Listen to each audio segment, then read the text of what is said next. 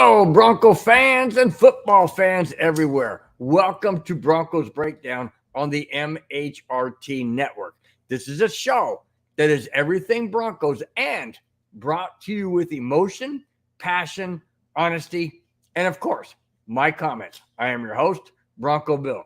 All right, guys, before we get into the actual show and all that, I just want to say I want to wish each and every one of you a very, very merry and safe Christmas this coming Monday. This is the last Friday show that I'll be doing. No, not ever, but my last Friday show that I'll be doing before Christmas. Obviously, I have one more before New Year's, and that would be the last one for the year 2023. Man, I cannot believe this year went by so fast. It really did. It really did. And I honestly can't it's hard to wrap my head around that the fact that the whole pandemic and everything was 3 years ago. That's crazy. It's just time just flies by. It really does. It really does. Okay, guys, once again, I hope you guys had a wonderful week. We're at the end of the work week for some of us. I work tomorrow at the golf course, but anyways, it's the end of the work week. Christmas is on Monday. You guys, Broncos play Sunday night, Christmas Eve against the Patriots. We'll get into that too. But I just want to wish each and every one of you, like I said, a very, very safe and very, very Merry Christmas this coming Monday. All right, guys, let's get right into it. This is a must-win Sunday for Denver, okay? With the loss to the Lions last Saturday, boy, that was devastating, man. If you guys missed my thoughts and comments on that, go back and watch Elevation Orange that I did on Monday, this past Monday. Boy, it was a really, really good show. It was a great show. That the chat was interactive. It was fun. Anyways, with the loss to the Lions last Saturday night, Denver's road to the playoffs begins this Sunday against New England. And no, Broncos are not in the playoffs officially right now, but their mindset has to be the playoffs. Because if their mindset is not the playoffs, you might as well just pack their bags and go home right now. Because that's the bottom line. They have to win out. They could have easily gotten a spot, well, easy, maybe not easy is a word, but easier, with a win against Detroit last Sunday or Saturday. That didn't happen. It was embarrassing, 42-17, and a whole lot of ugly stuff that I'll get into as well. But the thing is Broncos' back is against the wall now. Their backs are against the wall. They have to treat this Sunday like a playoff game. They can't leave anything on the table or on the field. They can't. They have to give it everything and everything they have. Now, I don't know what their mindset is coming off of that 42-17 loss to Detroit in prime time. Oh, speaking of prime time, this Sunday night is also prime time. Let's just hope things are different. But in any case, the Broncos have to, whether they play in the afternoon or they play at night, Broncos have to treat this as a playoff game. They have to. There's no ifs, ands, buts about it. They've got to treat it like a playoff game. They have to treat it like lose and go home. And it's pretty much that way right now. There's only 3 games left, and they're all 3 against teams with losing records. The Patriots this Sunday, the Chargers the following weekend, and then we end up going on the road to Vegas and play them. They have a losing record. So there's going to be no excuse from the Broncos if they lose this Sunday or next week or the following. There's not going to be an excuse. None whatsoever. Let me continue. The Broncos can't sit back and not be 100% focused on playing playoff-minded games. That's exactly what I just said. You have to play playoff-minded games. You must. This is no time to sit back and go, well, boy, the Patriots are an easy team. They've only won a couple of games. Man, we got this game. We got this game big time. No, you don't. No, you don't. Nothing's guaranteed. And Bill Belichick, you know he wants to play spoiler. You know he wants to. Belichick has always had it in for the Broncos. always. And so Denver has to have that kind of mindset. They have to know that Belichick is going to throw everything at them. And that's what Belichick does. Doesn't matter who the quarterback is. Look at New England. They've upset some teams this year. They played the Kansas City Chiefs tough. Not until Kansas City, polo. But you know what I'm saying? They play them tough. And this Sunday is not going to be any different. Not going to be any different.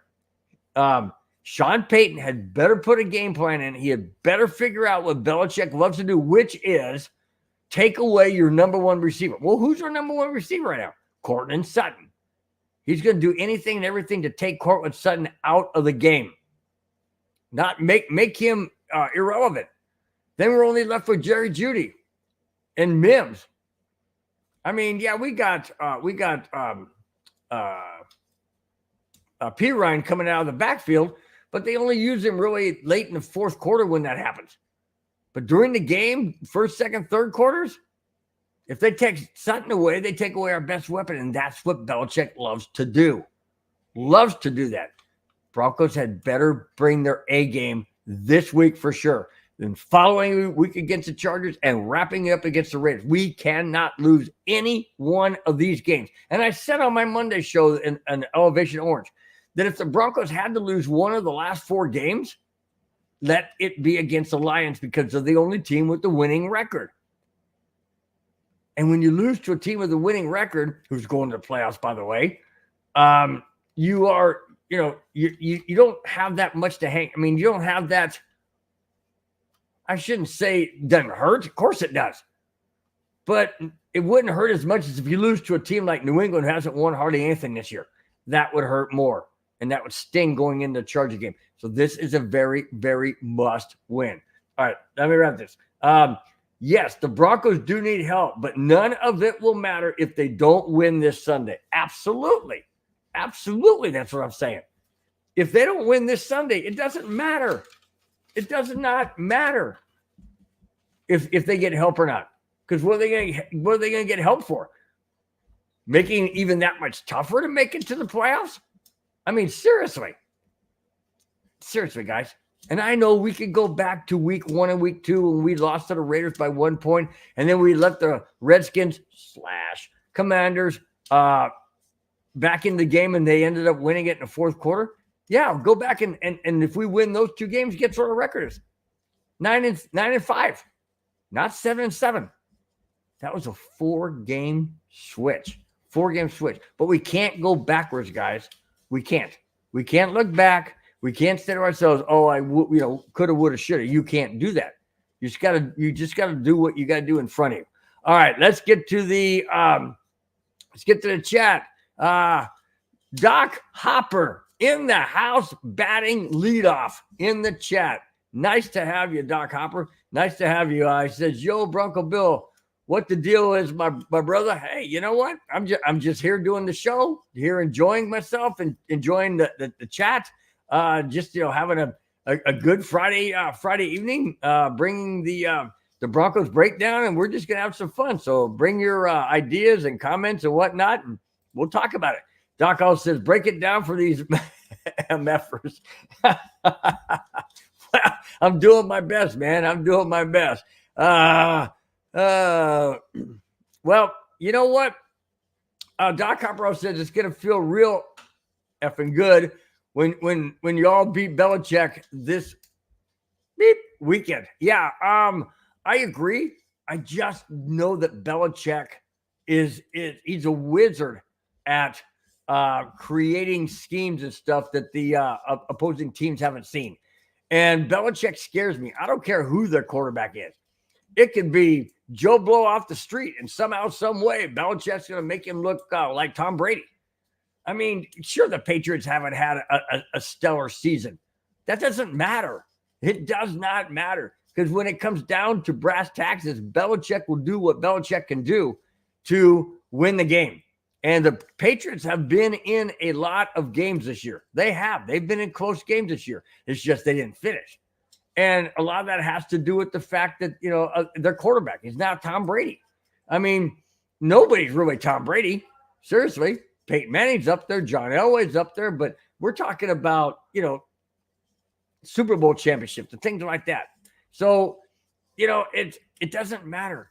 Belichick is going to do what Belichick does, and he is going to study the Broncos and what they do best. He's going to take away the Broncos' best weapons, offense and defense, primarily offense, which is Courtland Sutton.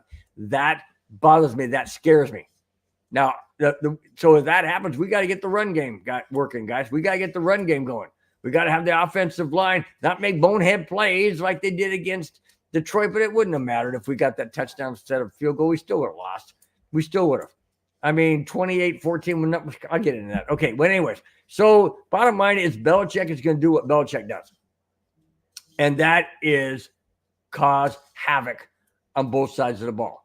Plain and simple, both sides of the ball. And so I don't know, Doc Hopper. It's going to be a tough game. It's going to be a tough game. I'll get into that. That's my last topic tonight. I will get into my prediction of who I think is going to win and what the score will be. So hang on and keep listening. Thanks. Kamani remembers what I said on Elevation Orange. I said that when I was younger, I really wanted to be a DJ, and I wanted to spin the records, and I wanted to answer the phones and take requests and that kind of thing. Kind of interacting and things like that. When you're doing stuff by yourself. So I could do the show, and you guys make it all worthwhile. And like I said in that on that show on Monday, Elevation Orange. I said, that's what I feel like I'm doing here on my show in Elevation Orange. I feel like I'm living a dream because, I'm not spinning records or anything, but it's like I'm conversing with you guys instead of being on the phone. It's in a chat. So it's really cool, man. It's really, really cool. Technology is really, is made it so much rewarding to me, and hopefully all you guys out there watching, or listening, it's rewarding, and hopefully it's rewarding to you guys too. I really appreciate it. By the way, Kamani said, Bill, Mr. DJ, that's what he was referring to. Oh my gosh, Kamani, you're something else, man. You're something special. Kamani says Broncos 27, Patriots 13. I will get into that at the end of the last topic of the show. I'll let you know what I think. Kamani said we should have a contest to see who can give you the best DJ name. Oh, that's kind of cool. That's kind of cool. I like that. Kamani. That'd be pretty neat. And then I'd have to have Mike design it, and then I can, get a sweatshirt or something like that, or a hat on there. That'd be pretty cool, Kamani. That DJ knockout. Is that like Hitman Bill? Is that like Hitman Bill? I like it. That's pretty cool. DJ knockout. That's or KO. DJ. I don't know if you could say KO. You can, but there's a KOA in Denver. I was going to say KO DJ or something. I don't know. I don't know. That's fun. That's a fun thing to kick around there, Kamani. I like it. I'm going to have to tap into Mike's ear. All right. Topic of the show is the Broncos need some help. My phrasing of that would be Broncos need, just like the Beatles song, a little help from my friends. Broncos need a little help from their friends. And I don't mean friends in the standpoint or the vernacular or whatever the word is. I don't mean it in that realm to where Denver has teams that they like. No. When you're playing a team and all that, you don't like them at that moment. You may like the players on there later on and stuff like that, or when you guys get together in the offseason. That's all well and good. When I say the Broncos need a little help from their friends, I'm talking about teams that can help them to get to the playoffs. Now, the Broncos got to do their part. They have to win out. They absolutely have to win out. But they also need help because they didn't take care of business earlier in the season and also last Saturday. That's the reason why. So when I say the Broncos need the Beatles song, a little help from my friends, it's exactly what I'm saying. And friends are in the following. Hang on a second. Denver will need help from their friends to bolster their chances of making the playoffs, as well as them needing to win out. That's what I just mentioned. All right. Here are the teams Denver needs to win this week. First off, like I mentioned, Denver needs to beat the Patriots. That's first and foremost. We have to beat the Patriots. Plain and simple. No two ways about it. No two ways about it. If we don't, might as well just pack your bags and head on home because the last 2 games will mean nothing. All right, here it is. Here are the other games that the Broncos need to have happen. All right, Chargers need to beat Buffalo. Okay, that's fine. That's all well and good. Will they do it? Probably not. Well, we need Buffalo to lose because we are the tiebreaker with Buffalo. So we need them to lose to help us out. Will it happen? I am not putting my money on the Chargers. Absolutely not putting my money. They have nothing to play for. What are they going to play for if they win? A lower playoff, a lower draft choice? That's exactly what they'd be doing if they won. But we got to hope. We got to hope they win. Ain't going to happen. It's not going to happen, but we can hope, okay? Now, we need the Steelers to beat the Bengals. Who's calling me? Oh, we need the Steelers to beat the Bengals, okay? Is that going to happen?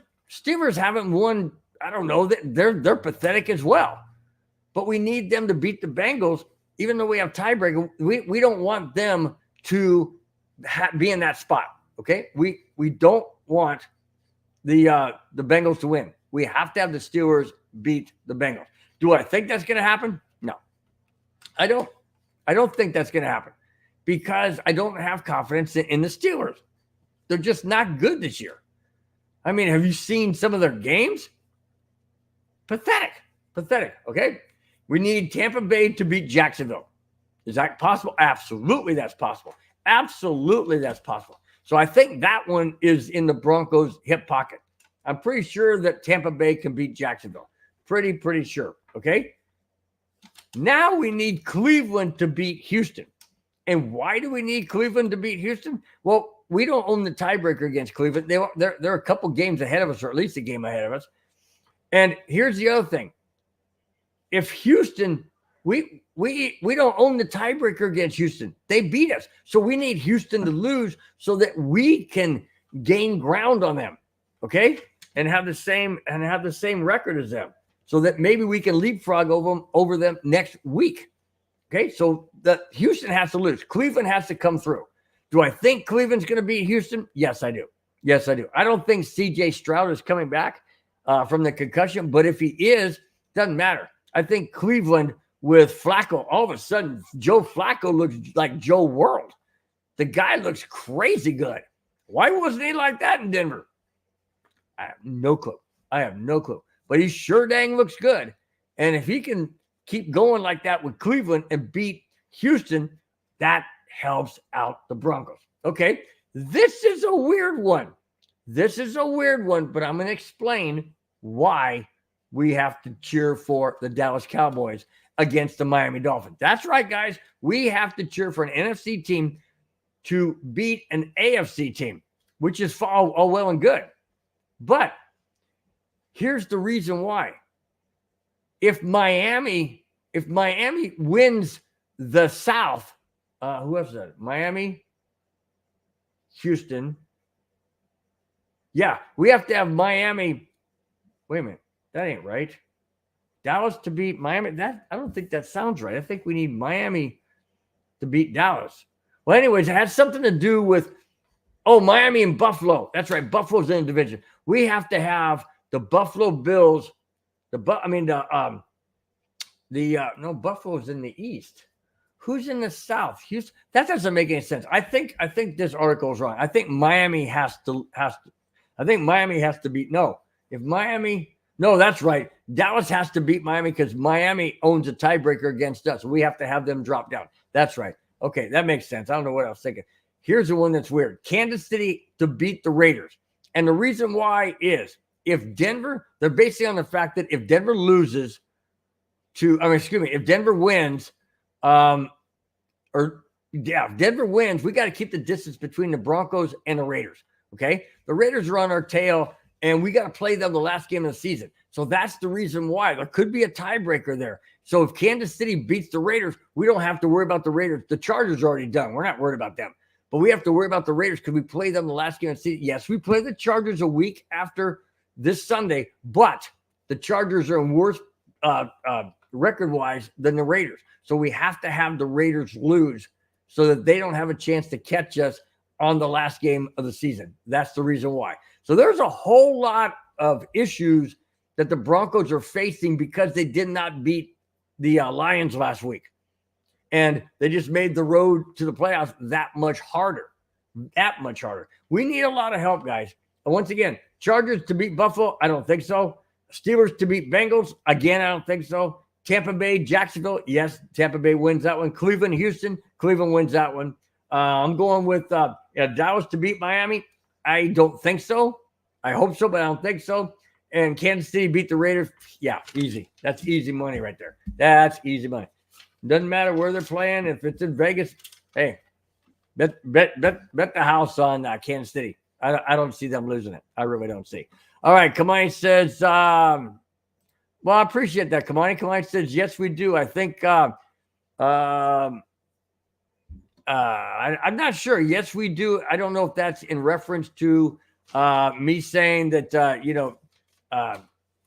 you guys make me better, or it's enjoyable. I don't know if you're saying it's enjoyable for yourself, that kind of thing. Let's say, yeah, if that's the case, then thanks again, Kamai. I really do appreciate it. Really do appreciate it. All right. Mike McGlinchey talks about the blow up on the sideline between Sean Payton and Russell Wilson. Here it is. Although Russell Wilson has said about Payton's outburst towards himself, Wilson said, and I quote, "I don't really try to pay attention to it, to be honest with you. After all, I was there," end quote. Of course you were there. He was yelling at you. But you say you don't pay that much attention to it? How can you not pay that much attention? Now, do you mean internally? Do you mean let it get you off your game? I don't know what that means. I don't really try to pay attention to it, to be honest with you. I mean, okay, well, we've all tried not to pay attention to a whole lot of stuff. But when you hear critical comments or you hear things that are bothersome to you, it's going to stick in your head. It's going to stick in your heart. It's going to hurt you. It's awful hard for me to believe that Russell Wilson, knowing that the cameras were on him, and it was, obviously you may not know it then, but social media sure let it know afterwards. It was all over TV and blown up and all that. You don't think that the things that he hears, things that he sees, you don't think that bothers him? It would bother me. Absolutely. I think it would bother 99% of the people. Maybe there are a few people out there, a few handful of people that can just let it go in one ear and out the other. Kind of hard for a lot of people. It stings. Words hurt. Doesn't matter whether you're saying them in gist, in a joke, or trying to motivate, whatever. But whatever was said, Russell Wilson didn't say anything, but to me, it looked like it hurt. And that's bothersome to me because I don't know the continuity of this team at this point in time. When we're we're trying to make the playoffs. We're on a 3-game playoff atmosphere in Denver. Has to be. And to have this kind of, outburst by Sean Payton. I went into depth on this, guys. I even played a video on my Elevation Orange. Go back and watch that on the MHRT Network, as well as my own YouTube channel, Broncos Breakdown.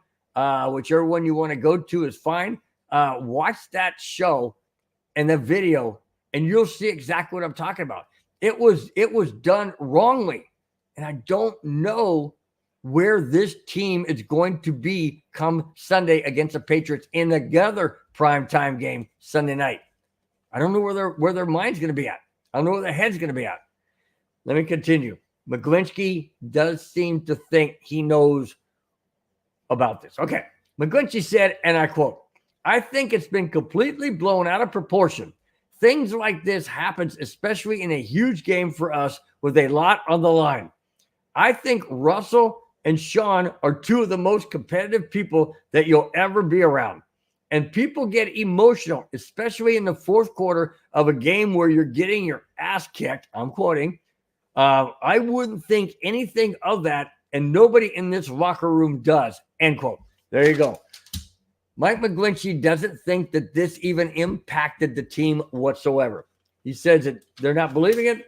The locker room, the locker room has dismissed it. It's just like nobody paid attention to it. It's in one ear and out the other, and they move on and focus on the Patriots. Let's hope that's true. Let's hope that's true. Do I believe McGlinchey? Well, he's in the locker room. He's on the team. He ought to. Whoa, sorry about that, guys. Hitting the microphone. He's on the team. He's in the locker room. He ought to know how these guys are thinking and what they're saying. You know that stuff like that goes around. These guys don't keep everything internally.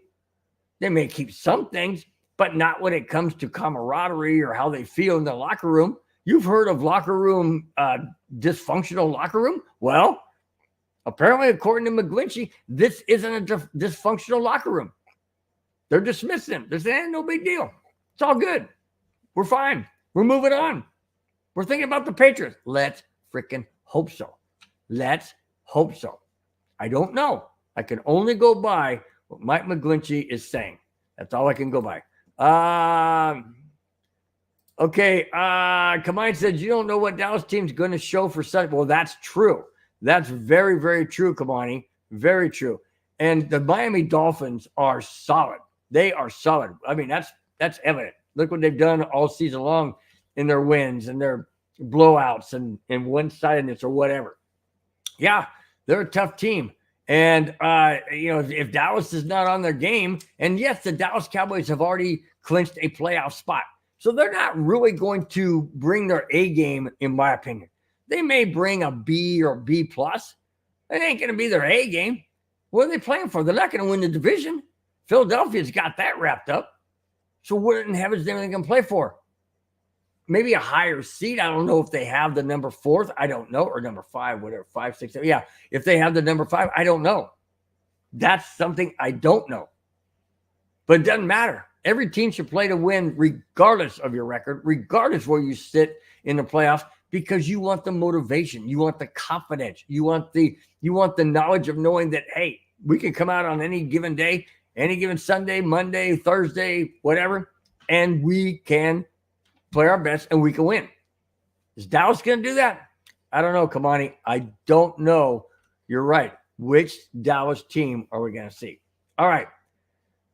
Meinerz talks about offsides. Now, in that game against Detroit last week, when Denver was trailing 28-7, and they had an opportunity to make it 28-14, cut it in half, in my opinion, it wouldn't have mattered anyways in the outcome. But instead of losing, 42-17, we could have lost 42-21. Okay, well, whatever. And then what if we would have lost 42-28 or 35? See, it didn't. Anyways, so Meinerz was offsides, and I mentioned in the elevation orange, he was off by maybe. Let me go back. Like maybe that far, right where my fingernail is, right? Where am I going? Right there. About that far off. He was offsides. Okay. And they called it as very, very critical because Denver scored a touchdown then. So instead of being 28-14, it was 28-10. Okay. All right. Okay. I give you Meinerz his explanation. With Denver trailing Detroit last Saturday, 28-7, it appeared they would cut that lead in half. However, Meinerz was called for lining up offsides. Meinerz said, and I quote, "All I know is that it was close. That's part of the point of that play and those kinds of plays is to get as close as you can. And it's the way I've always lined up my entire career," end quote. Okay, what he's trying to say is when you let's say, okay, you need a first down, okay, and the ball is let me go sideways, guys, and the ball is here, okay, you don't want to line up way behind the ball, which is back here. You want to be as close to that point or whatever that point is. I can get my ball again, but in any case, you want to be as close to that point, and I understand. One of the people in the chat said that when the ball is placed like this, let me get the ball. All right. So when the ball is placed like this on the line of scrimmage, if you rock it back And now this becomes, let me go this way. Now this becomes the line of scrimmage, not here. And the reason why, my understanding is, if you rock it back, now you're emphasizing this is what's touching the ground. Because right here, this really isn't touching the ground. This point in the center is not touching the ground. So therefore, you have to have the point of the ball touching the ground at some point in time, and that's where the line of scrimmage is. So that's the reason why he was offsides. Okay, so and the reason why you want to get that close is so that you have an advantage over the defense, that you can lunge forward more and have a better chance of getting your block or opening up the hole or whatever it is. And in this case, they did get the touchdown, but it was called back because of the lining up offsides by Meinerz. But at least he owned up to it. He said, hey, I've been doing it my whole career. He said he knew it was close. Well, I mean, it was close. It was like that much over. But over is over. So you know what? You just got to roll with the punches. Over is over. Okay. Kamani schooled me on this. It says no. Eagles and Cowboys are 10-4. Both teams are 10-4. Wow. Okay. So that means that Dallas does have a chance to win the division. I didn't realize that. I thought the Eagles were running away with it. I don't really pay too much attention to the NFC. I probably should pay attention more, but since the Broncos are in the AFC and the AFC West, that's what I pay attention to. So, wow, that is crazy, Kamani, that the Eagles and Cowboys are tied at 10. Well, okay, let's just hope the Cowboys come out and play their hearts out to try and win the division. Now that I know that there's a possibility, and that they go and they do beat the Miami Dolphins. That would definitely help out the Denver Broncos big time. That would definitely help out Denver, because we don't own the tiebreaker. So we have to have them lose. Plain and simple. We don't own the tiebreaker, so we have to have them lose. Okay. All right. Nik Bonitto. This is not good, guys. This is not good. Nik Bonitto is questionable to play against the Patriots due to an injury he suffered against the Chargers in Week 14. What was that injury? All they said was that he was injured. That's all they said. Here it is. That injury was clarified last Wednesday as an MCL injury. Oh, no. Oh, no. Payton said, and I quote, "I'm optimistic. He'll be questionable for the game, but I know he's feeling better," end quote. Okay, he's feeling better. You can feel better by taking pain pills if that hurts bad enough. Or you can feel better by not walking on it. You can feel better by not taking a hit to the knee. MCL. That's also what Javonte Williams had, along with his ACL and PCL or whatever that is. So, yeah, an MCL is serious.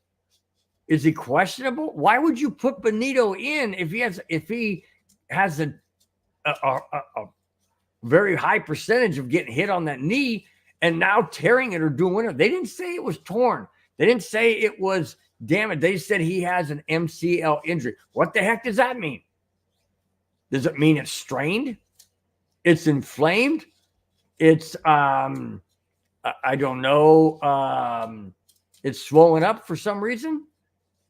It's bruised. I don't know. I don't know what that means. All I know is it means that he's questionable with an MCL. Well, you talk about Sean Payton and everybody else keeping everything nice, and we're not saying nothing. We're not saying a thing. I mean, look at hockey. Hockey is crazy when they talk about an injury. You know what hockey says? Hockey says upper body injury, lower body injury. Well, if it's upper body, it could be your chest, your arm, your shoulder, your face, your neck, your head, everything. Why don't they come out and say it? Well, in football, Sean Payton's kind of doing the same thing. By not really saying much of anything, to tell you the truth. Not really saying much of anything. Wow, that is crazy, Kamani.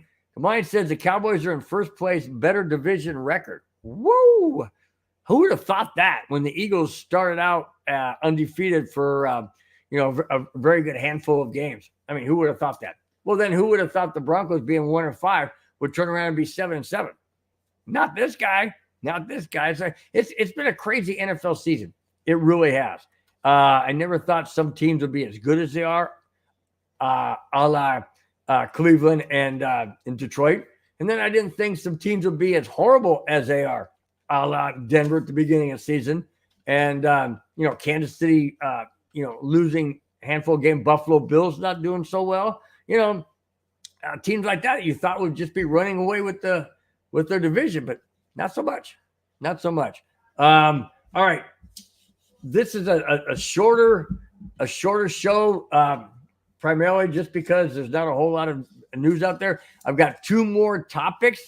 And this one is going to be a little interesting. Listen to this. The weather in Denver for Christmas Eve is a winter wonderland. They're expecting snow, guys. Yeah. Christmas Eve, the game the Broncos play Sunday night at home against the Patriots. They're expecting snow. Here in Southern California, we just had a storm come through. We had a tremendous downpour in the greater LA area. I don't live in the area where they got a downpour of like 6 inches in 24 hours. It's crazy. I'm south of that, southeast of that. We got some rain. That storm is moving towards Denver. And it should get there. This is Friday. It should get there, they're saying, by Sunday night. So Denver could have a white winter wonderland. Snow. Okay? Well, that's interesting. Listen. So how fitting is it that the Broncos will wear their Orange Crush Rush uniforms with the snow-capped helmets? That's right, guys. The white helmet with the orange D. That's the one they're going to be wearing. How fitting. Now, yeah, I was going to say, do you think they'll blend into all the snow on the ground? Not so much. Not with that bright orange. No, with that bright orange jersey and pants. Oh, my gosh. I got to wear my sunglasses again. Holy Toledo, man. Gee, turn down the brightness on the TV. That's for freaking sure. Anyways, Denver will be getting new uniforms down the road. Yes, that's been talked about. They're going to get new uniforms. I'm not really in favor. I like the dark blue, and I like the orange stripe down the side of the blue jersey. Not in favor. I really like that, but hey, I don't make the rules in Denver. I'm not the owner.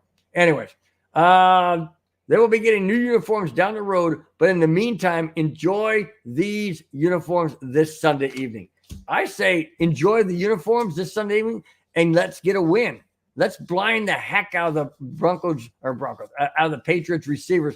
And they can't see with that blinding snow on the ground, and they can't see with the lights from the stadium glaring down on the orange uniforms and blinding, like I can't see the football. Yeah, let's bring the fans into focus. Let's bring the throats in full force. Let's make it noise. Let's rock the stands. Let's shake the cameras. Let's let the Patriots know we are meaning business. That's exactly what I hope. Exactly what I hope happens. Fans they gotta turn out. They gotta yell. They gotta turn out. We gotta get a victory this coming Sunday. Kamani says, question: Who does the snow favor, Denver or New England? Wow, good question there, Kamani. Very, very good question. I would say this. All right. When Tom Brady was on the Patriots, and if you guys recall, about 8 years ago, I think it was 8 years ago. It was 2019. Was it 19? I think it was 2019. Anyways, it was when, it had to be before that. It had to be 2015. 2015 when Brock Osweiler had to fill in for Peyton Manning in that Broncos Super Bowl run, and the Broncos played the Patriots in Denver. It was a snow game, and that's when it went to overtime, and Anderson ran around the left end and ran it in. That game ended up Denver 30, New England 24. That was against Tom Brady and everything. Yeah, that was a close game because Tom Brady had played the snow many, many times. I'm not sure that the Patriots team now has played in a lot of snow. Now, I'm not saying Denver's played in a lot of snow because they haven't. They haven't played in a lot of snow. But Kamani asked the question, who does it favor more, Denver or New England? Well, I say it favors Denver more because the Patriots team now hasn't played in a lot of snow. Neither have the Broncos, but the game is in Denver. The game is in Denver, and you got home field advantage. You know your turf. You know where, you know the familiarity of the stadium, and the crowd's going to be loud. And I think this particular game, it favors the Broncos. Now, if you were to say the game was in New England, there's no doubt in my mind in favor of the Patriots. Absolutely favor the Patriots. Again, because they know their stadium and their fans and their crowd, and the game's going to be different if it's snow. You can't throw the ball 50, 55, 60 yards down the field. Not that I think, Russell Wilson can.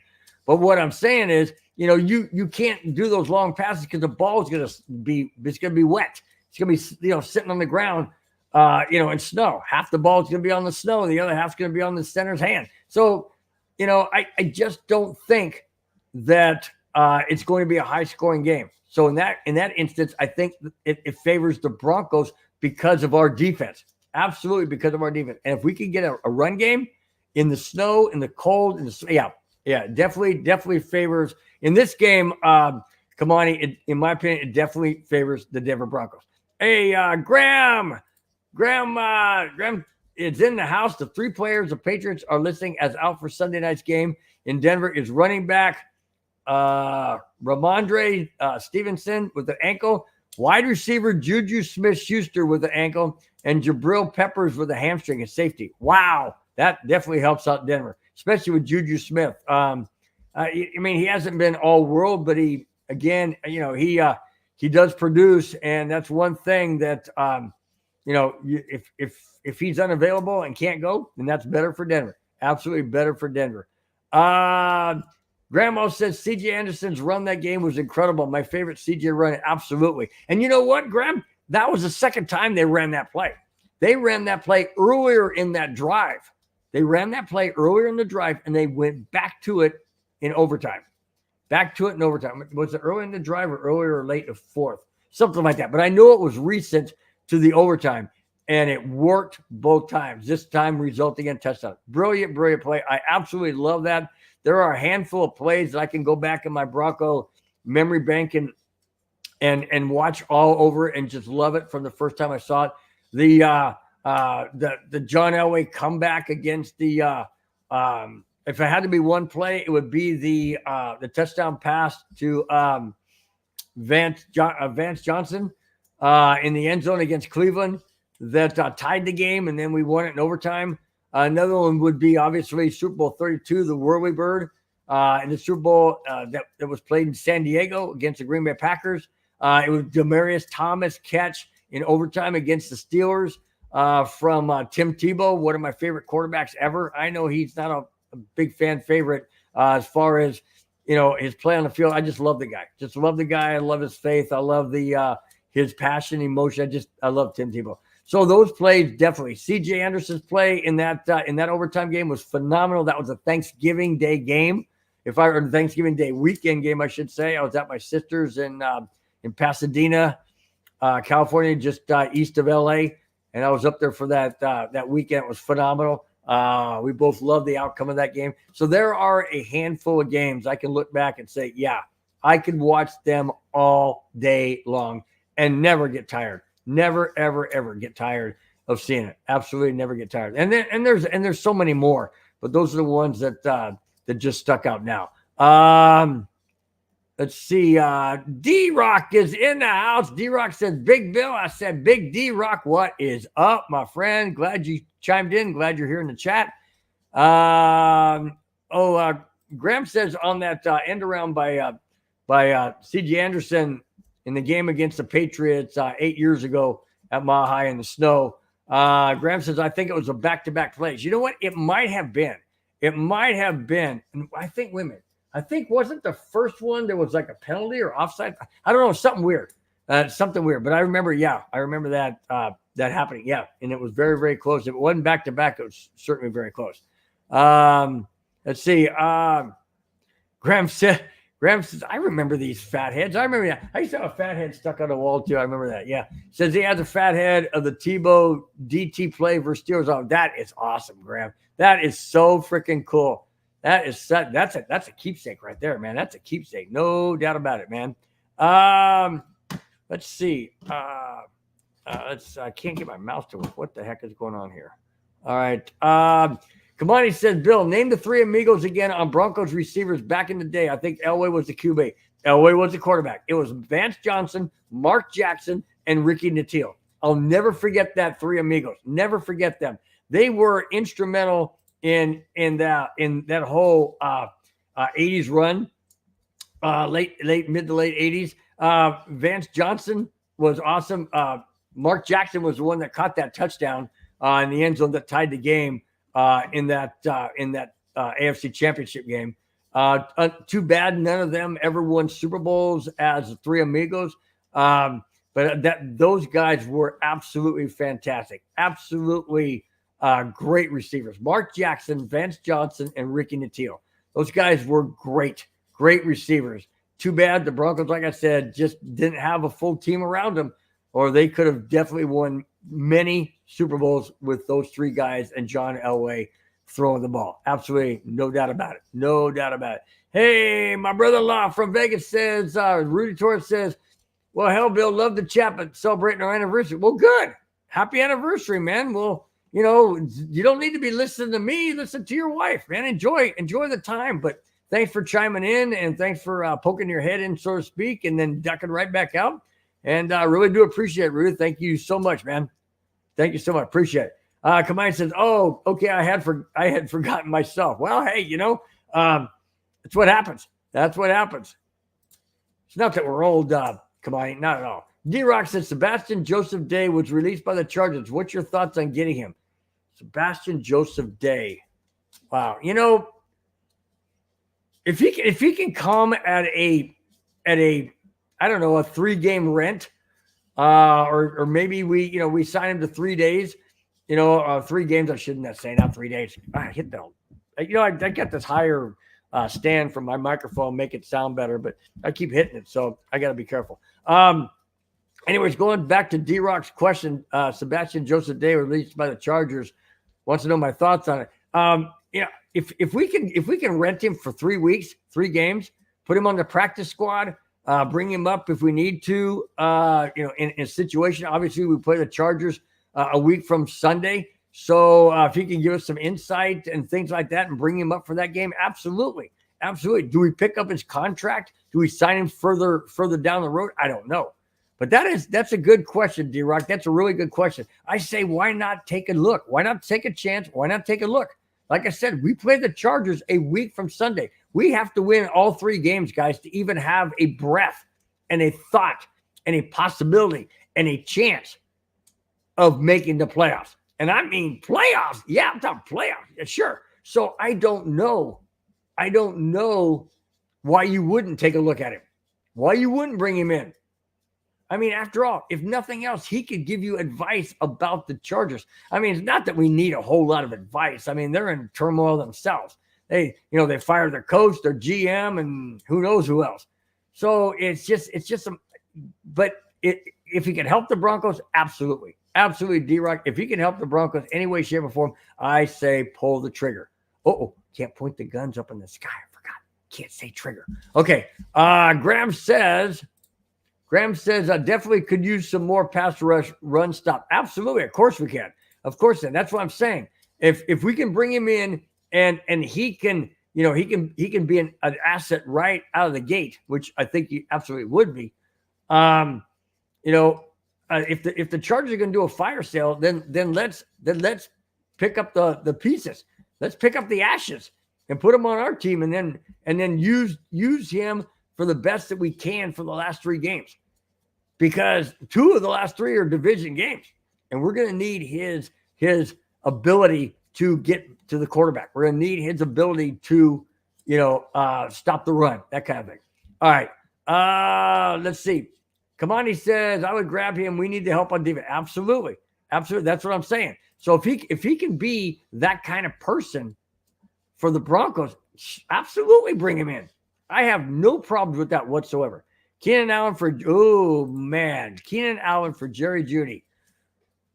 Oh, come on. That's a no-brainer. Everybody and their grandmother would make that trade all day long. But my question to you is, Graham, is this. Why would the Chargers make that trade? The Broncos would make that trade like yesterday. Absolutely, they'd make it like yesterday. Why would the Chargers make that trade? I don't think they would. And if they did, you're going to have to throw in, the kitchen sink from the Broncos for Keenan Allen. And again, I still don't think you're probably have to throw in Courtland Sutton, which I would not do. I would not do a Courtland Sutton, Jerry Jeudy trade for Keenan Allen. No. Exclamation point. Never happened. Why? Because Courtland Sutton is a beast. Courtland Sutton's a beast. Now, Keenan Allen does make some catches stuff, but not like Courtland Sutton. Go back and look at some of those games. The game against Buffalo, the game against the Vikings. He made some spectacular plays and receptions. There is no way I would ever put Courtland Sutton in any trade. And I mentioned that when there was trade talks about trading Courtland Sutton and Jerry Jeudy. And I was going crazy nuts, yelling basically on the shows, saying, don't do it. You don't get rid of your cornerstone pieces. Thank goodness they listened to me. Well, I kind of think they may have, but probably not. Anyways, thank goodness they didn't make the trades because Courtland Sutton, can you imagine if Courtland Sutton was on a team like the Chiefs and we had to play him and he's making those catches against us?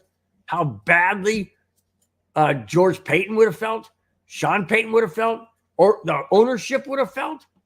No, you cannot let anything like that happen. And thank goodness they didn't. Okay. I know you're joking. Graham, but you brought up a good point because they were trying to shop Jerry Jeudy like crazy.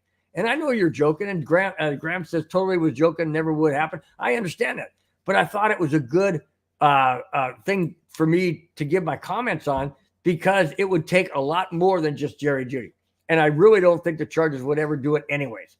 That is a nice thought, though, and the reason why I even commented on was because the Broncos were trying to trade a Courtland Sutton and a Jerry Jeudy and a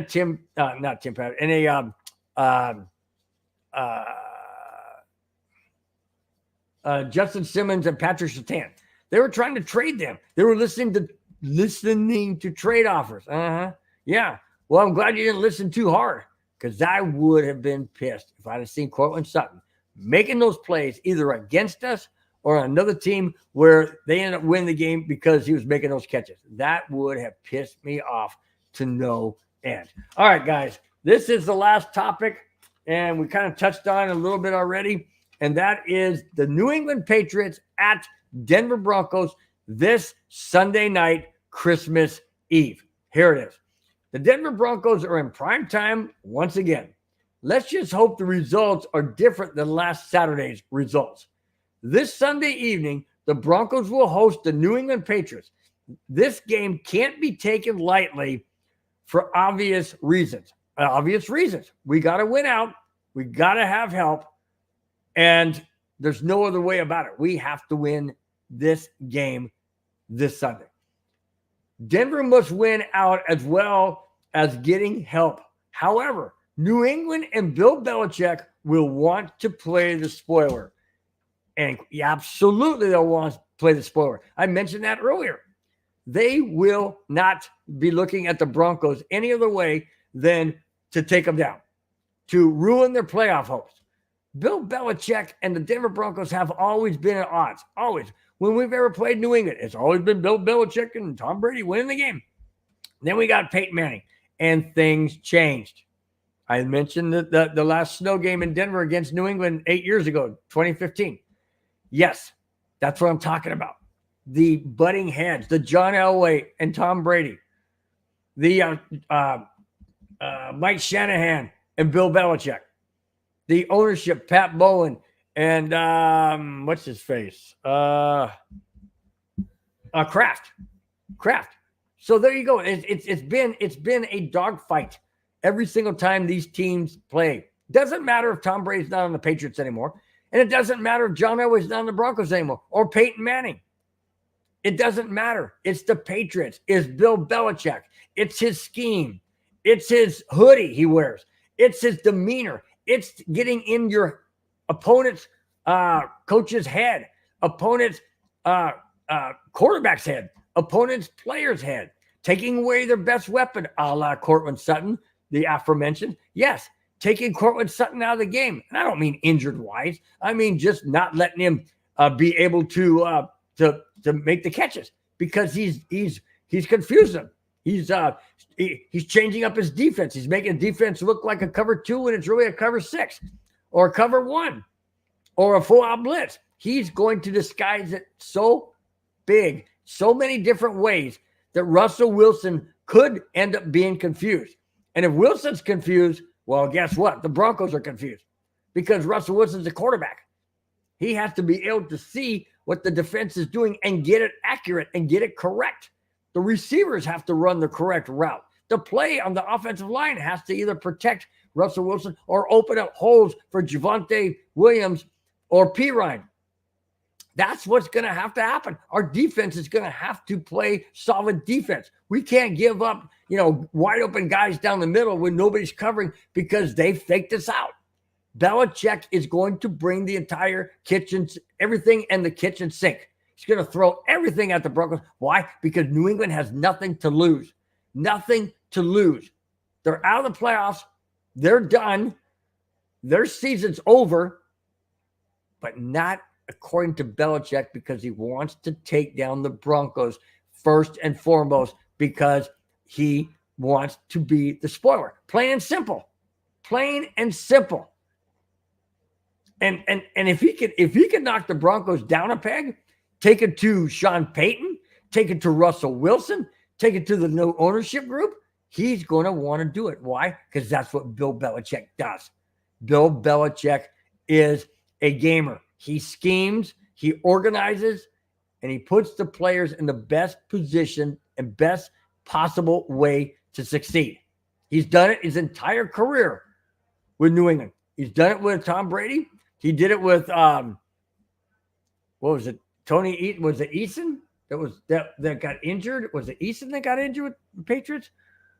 Somebody got injured when Tom Brady came in. I can't remember. I think it was Esiason. No, not Esiason. Not Boomer Esiason.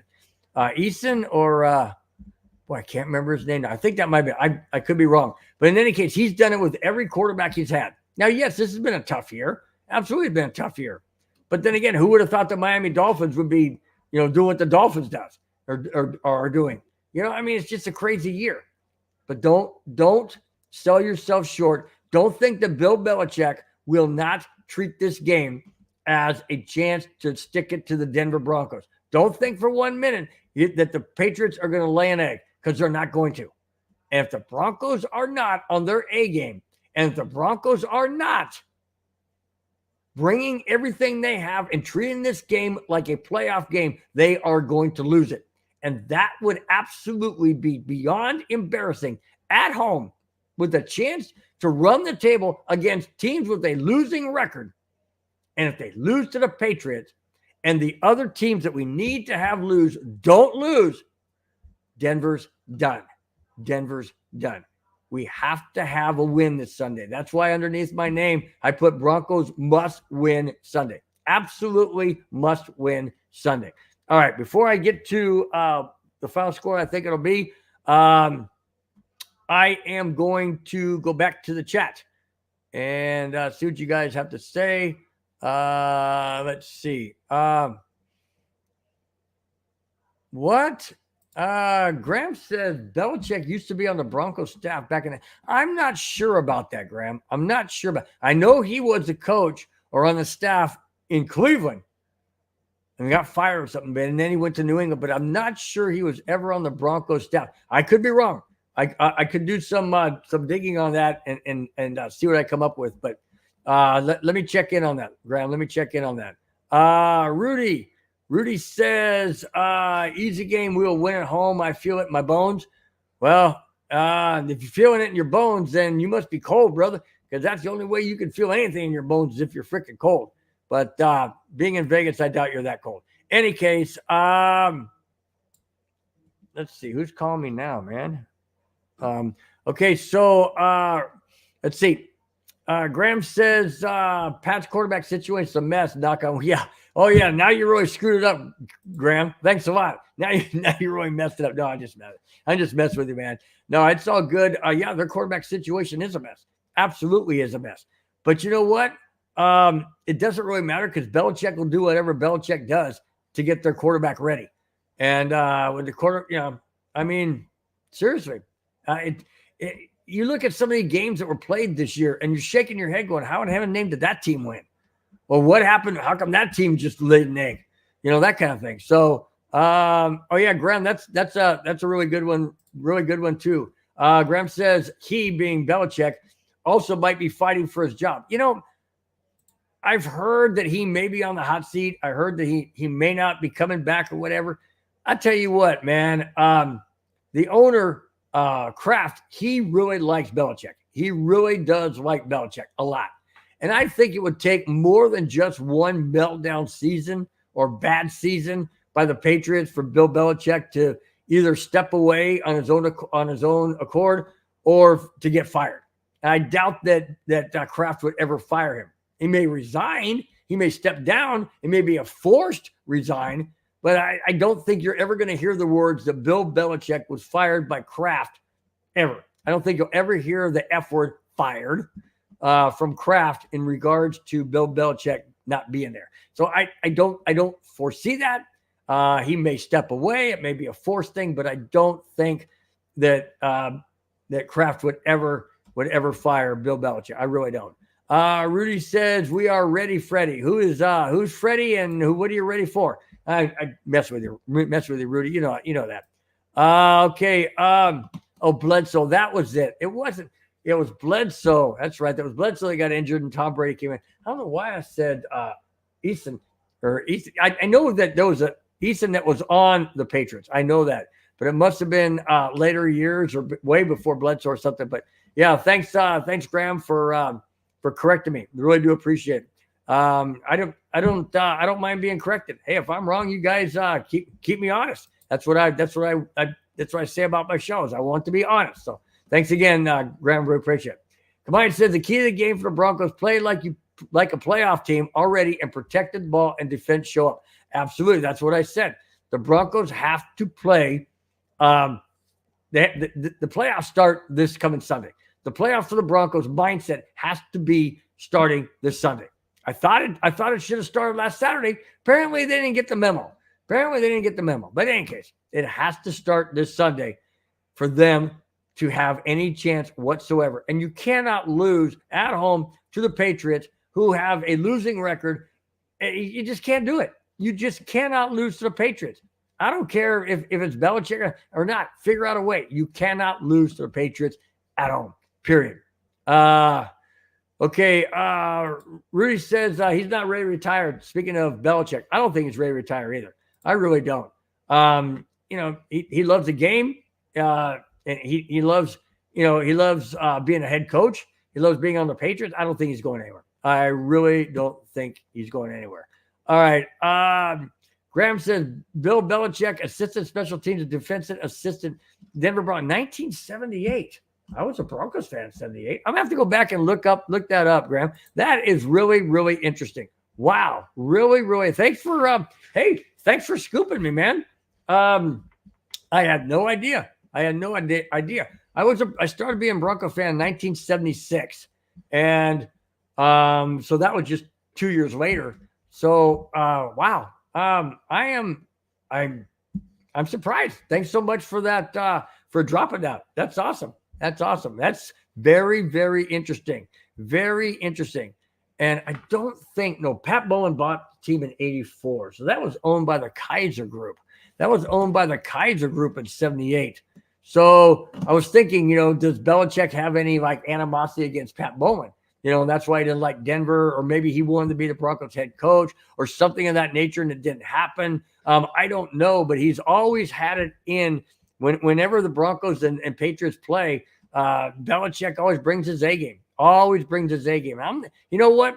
Now you got me thinking, Graham. You got me thinking about the assistant special teams defensive assistant of Bill Belichick on the Broncos of 78. You got me thinking, Is there an underlying maybe an issue as to why he always brings his A game against the Broncos more than other teams? Now you got me thinking. Golly, I hit the mic again. I'm sorry, guys. You got me thinking. Maybe there is an underlying reason as to why he brings more of his attitude and game and all that kind of stuff to the Broncos. Very interesting. Very, very interesting, Graham. Very interesting. All right. Kamani says, boy, if we lose to the Patriots, all hell going to break. Oh, you got that right. You got that right. And guess what, guys? I believe I will be doing the Broncos neighborhood this Sunday with Dungus Creevy. We were supposed to have our Christmas party here, but with the death in the family, it's still not finalized. And with my wife, it's just like, you know what, we just can't do this. We just cannot have Christmas Eve here. So excuse me, guys. So that's been postponed, and obviously canceled or whatever. And so therefore I will be available Sunday night, because normally they would come over around 3 or 4 in the afternoon. We'd have a nice big roasted dinner or whatever my wife would make. And then we'd all sit around, we'd open up gifts and stuff, and they'd stay here until about 10 or 11 at night. So obviously I wouldn't have been able to do the game. However, that's been canceled. So it looks like I'll be doing the game, which I'm really looking forward to. Really, really looking forward to. All right. Let's see. Kamai says, I thought Bill signed a contract extension during the offseason. I think he did too. That's another reason why I don't think he would be going anywhere. And if I just Belichick is the Patriots. It's kind of like Chuck Noll was the Steelers. Mike Shanahan was the Broncos. I mean, Don Shula was the Dolphins. So, things like that, so, there are certain coaches that stick around the teams a very, very long time. And that's when you look at them and you say, man, when you think of that particular coach, you think of that particular team. And I think that's the same way with Bill Belichick. Yes, he did start out as a head coach with the Browns. Nobody ever remembers that because he spent, forever in New England. So yeah, he's not going anywhere. And I think if Belichick does leave, it's going to be on his own. It's going to be on his own doing, his own accord. It's not going to get fired. Like I said, there's just no way that Kraft is going to fire Bill Belichick. In my opinion, there's just no way he's going to fire him. It's just my thought. No way. Let's see. Rudy says, all the way talking about the Broncos. Well, you got six horses up there, and we only got 3 games left. So I'm not quite sure about your math, but maybe you're doing the 3 wins to get to the playoffs, and then the 3 playoff games to get to the Super Bowl. Well, if you're a wild card, you need 4. So that doesn't work either. So Rudy, I don't know your math, but it's all good. Okay. Big E Bronco is in the house. Big E, nice to have you. It says Bill Belichick's contract that they just renewed was only through 24. Okay, well then he does have one more season. And again, I think if Belichick walks away, he's going to walk away on his own accord. It's not going to be because Kraft kicked him out the door, said I don't want you anymore. It's just very, very difficult for me to believe that. But then again, Mike Shanahan was fired, and he was a long-time head coach, and he was fired by Pat Bowlen. I mean, Pat Bowlen's the owner. So, I mean, I don't know. It just seems difficult for me to believe that Bill Belichick would go to any other team but staying with the Patriots. It would be very, very difficult for me. Let's see. Wow. Bill Belichick's 71 years old. Okay. All right. 71. Okay. Well, he's got 6 years on me. But being a head coach in the NFL it's got to be nerve-wracking. It's got to take years off your life. It's got to take. Think about it. They hardly ever sleep. You would think. I mean, they're constantly going over game plan. They're constantly doing this, checking this out, watching this film, watching that film, having meetings, whatever. Man, that has got to be taxing beyond taxing. I can't even imagine. And then you got these young guys in there. That are head coaching, and like O'Connell in Minnesota, he's young, and I think to myself, holy smokes, man, the guy's going to be looking like he's 90 before he's even freaking 50. I mean, it's like being the president of the United States. They go in with black hair, they come out with gray hair. I mean, they've only been in there 4 years, so go figure. But yeah, that's just what happens. All that stress and late hours and whatever it is, it just takes a toll on you, especially on these head coaches. So, anyways, guys, all right, man, we're gonna wrap it up once again, guys. I want to thank each and every single one of you in the chat. You guys are amazing. And I'm going to go right down the list. We got Doc Hopper. We got Kamani. We have Graham, D-Rock. We got Rudy. We have, let's see, who else we have? I know we got somebody else here. And we got Big E Bronco in the house as well. So, guys, every single one of you, thank you so much for being in the chat. Thank you so much for your comments and all that. You guys are fantastic. I look forward to doing the show each and every week. And you guys are one of the main reasons, if not the main reason, why I love doing this show and interacting with you guys. You guys are amazing. Have a wonderful, wonderful Friday evening. It's the last Friday show before Christmas. Everybody out there, have a wonderful and happy, safe, Merry Christmas, guys. I look forward to seeing all you guys in the Broncos neighborhood this Sunday night against the Patriots. And I didn't give my score. I will. And also Monday night when I do the recap, which is Christmas. I may not do it Christmas night. I probably won't. I'll probably do it that Tuesday, the following day. I don't know. I don't know yet because it's Christmas. I'm not quite sure where I'm going to be. If I'm going to be home, at 5 o'clock at night. I don't know. Might be at our son and daughter-in-laws with the grandkids. I'm not sure. Okay, guys. Anyways, one way or another, you will see me this Sunday. If not Monday, then you'll definitely see me again on Tuesday. Guys, I say the Denver Broncos final score against the New England Patriots at home with a possible snow flurries in Denver wearing the Orange Rush jerseys. Denver wins this game going away 31-10 against the Patriots. Denver 31, New England 10. That's my prediction. That's what I think. Kamani says 27-13 Broncos. I say I'll take that all day long too. Absolutely take it all day long. Guys, you've been fantastic once again. I really, really do appreciate each and every one of you. Guys, until this Sunday and also a week from today, Broncos Breakdown on the MHRT Network live next Friday, 5 p.m.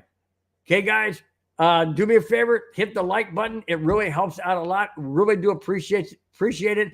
Each and every one that we get, a thumbs up, a heart. We love each and every one of those guys. Thanks so much again for being the best part of this show. You guys have a wonderful Friday. We will see you this Sunday. Merry Christmas to each and every one. Bye-bye.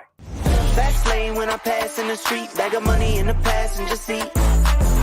Simcoe's been asking for me on the road from the west to the east. Way up, I might never come down cause the coast's racking up the flight miles. So high, I might never come down. So what? This is my lifestyle. Wait a minute.